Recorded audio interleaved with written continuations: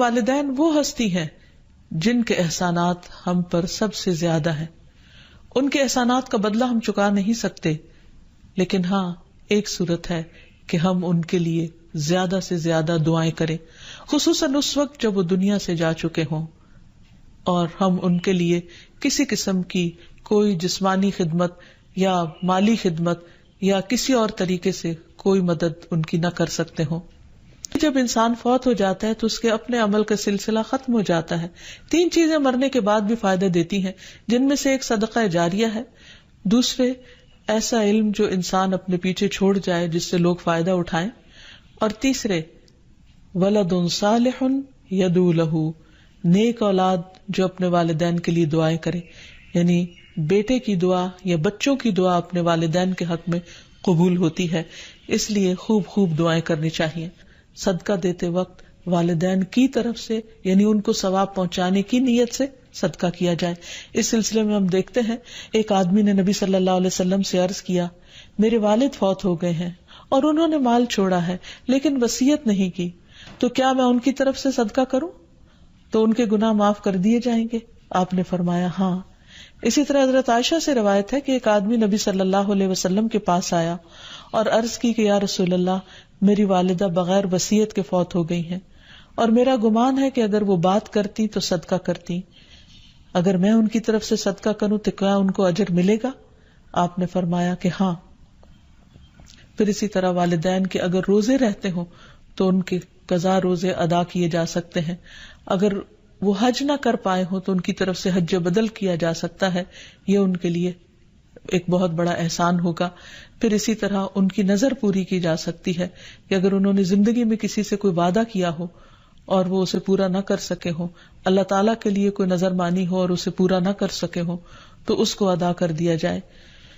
والدین کے لیے دعا کرنے سے پہلے اللہ سبحانہ وتعالیٰ کی حمد و ثنا بیان کیجیے، پھر نبی صلی اللہ علیہ وسلم پر درود بھیجیے اور پھر اپنے ماں باپ کے لیے دعائیں کیجیے، کیونکہ یہ اللہ تعالیٰ کا حکم بھی ہے.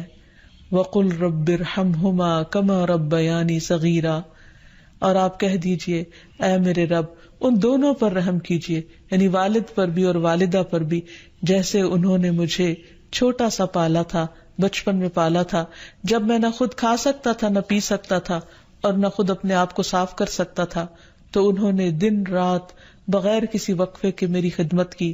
تو اے رب اب جب کہ وہ بڑے ہو گئے ہیں، وہ تیری رحمت کے محتاج ہیں، تو ان پر رحمت فرما اور ان کی مشکلات آسان فرما. پھر اسی طرح والدین اگر زندہ ہو تو بھی دعا کی جائے، اور اگر وہ فوت ہو جائے تو وہ اور بھی زیادہ دعاؤں کے مستحق ہو جاتے ہیں. جب برزخ میں والدین کا درجہ بڑھا دیا جاتا ہے یعنی بلند کیا جاتا ہے تو وہ پوچھتے ہیں کہ ہمیں درجے کی یہ بلندی کیوں کر حاصل ہوئی، تو انہیں بتایا جاتا ہے کہ یہ تمہاری اولاد کی دعا کی وجہ سے. ہم دیکھتے ہیں کہ مختلف پیغمبر بھی اپنے رب سے اپنے والدین کے لیے دعائیں کرتے رہے ہیں، جن میں نوح علیہ السلام کی دعا ہے.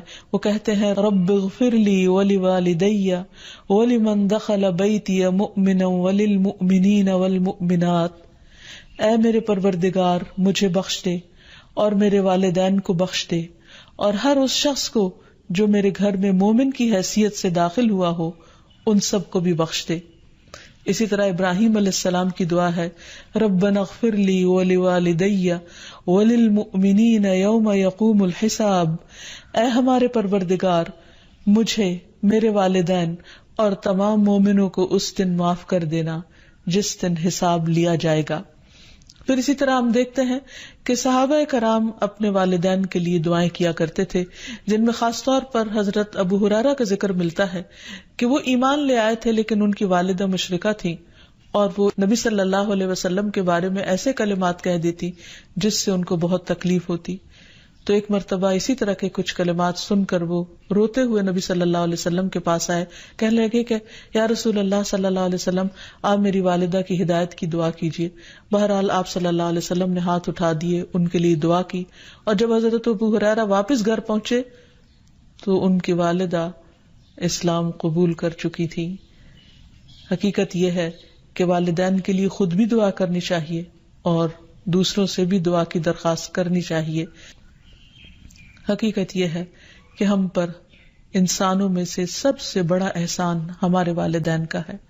اللہ سبحانہ وتعالی نے اپنے حق کے بعد سب سے بڑا حق ہمیں والدین ہی کا بتایا ہے. والدین میں سے بھی خاص طور پر ماں کا حق ادا کرنا اور بھی زیادہ ضروری ہے، کیونکہ باپ کے مقابلے میں بچے کی پیدائش، تعلیم اور تربیت میں ماں کا حصہ اور ہاتھ زیادہ ہوتا ہے، وہ تکلیفیں بھی زیادہ اٹھاتی ہے. اور والدین کا حق ادا نہ کرنا کبیرہ گناہوں میں شمار ہوتا ہے، اور کبیرہ گناہ وہ ہیں کہ جن پر اگر انسان توبہ کیے بغیر مر گیا تو قیامت کے دن سخت پکڑ ہوگی.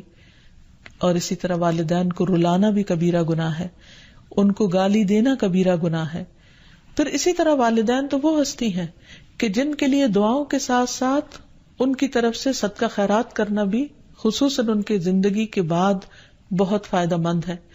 انسان کو اگر زندگی میں کچھ مشکل پیش آئے، اپنے بچوں کی طرف سے کوئی پریشانی ہو، یا اپنی صحت کی طرف سے، یا کاروبار اور روزگار میں اگر کوئی پریشانی ہو، تو اس وقت انسان کو اپنے والدین کے ساتھ حسن سلوک کرنا چاہیے.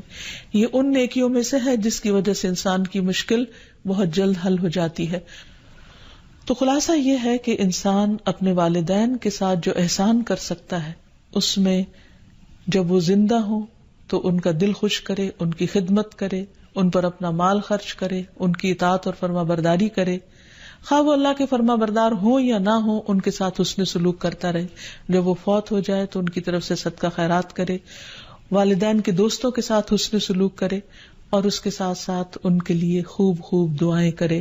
اور خصوصاً یہ مختصر سی دعا جو اللہ سبحانہ وتعالی نے خود حکم دیا کرنے کو، رب ارحمہما کما ربیانی صغیرا، اس دعا کی خوب خوب تکرار کرے اور ان کی بخشش کی بھی دعا کرے.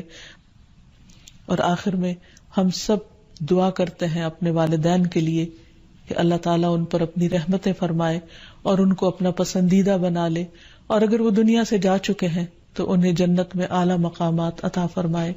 وآخر دعوانا ان الحمد للہ رب العالمین. السلام علیکم ورحمۃ اللہ وبرکاتہ.